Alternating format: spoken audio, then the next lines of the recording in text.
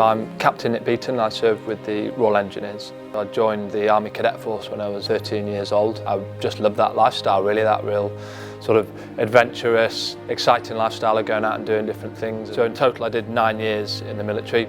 So I was out with 11 Light Brigade on Op Herrick 10. So that was in 2009, and I was out on the ground with an infantry company just providing close support. I'd probably been on the ground for about 8 weeks, patrolling down to the company sort of patrol base, probably about 40 metres from the company PB. I was unlucky enough to stand on a pressure plate IED.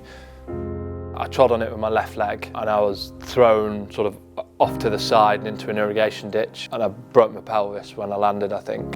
It's hard to sort of put it into words really unless someone else has experienced it. It's such a profound experience. I was conscious throughout though, so I sort of remember standing on the device and the moments immediately afterwards, you know, the fractions of a second where that realisation kicks in and you kind of dawns on you that your life's just changed forever, and it is that clarity, just trying to stay calm and trying to stay conscious and well alive effectively, you know, and just waiting for the sound of that Chinook to come in, that amazing sound of the rotors.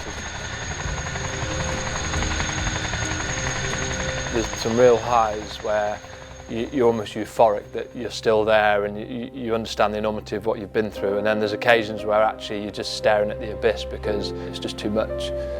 You lose your legs and you lose a large part of your identity, especially being a fit young male in a military environment. To lose that, it takes a big chunk of you away, and you have this big identity crisis about, well, if I can't do that, who am I, what am I, you know? And it takes a bit of time to get the confidence to believe that you still can do those things. You know, sport's a great way of doing that, you know, physical activity, because it builds that self-belief that you still have that control, that ability to go and do things that you say, I want to do that, I'm going to go and do it. So my family have been really important. They go through that journey with you, they suffer with you, and perhaps worse because I'm the one who can do something about it day to day, whereas they just see the hurt and the pain and the hardship of that change. And so almost it's a little bit of a reward, a bit of payback for their support and sacrifice, to say, well look, you know, you don't need to be afraid anymore. This is me making the most of life, doing more than that, not making the most of life, pushing on and setting new challenges and new boundaries, and got a little boy now, and hopefully he can look back in the future and know that his daddy tried his hardest, you know.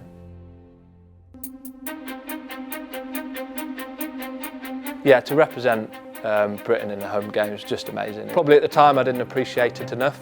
I was so focused on the end result, the goal of trying to win a medal, that I forgot to sit back and enjoy the whole journey, the experience of just looking around and seeing 30,000 people cheering me on at Dorney, and just to have the support of the public is fundamental, it really is, because it makes a big difference. It allows us to sort of be the best people we possibly can be, you know, and take that sort of fear of the future away from us, and that financial support gives us that opportunity. I'm in a much better place psychologically now, enjoying the process, enjoying day to day what the sport gives me, and accepting that that's enough.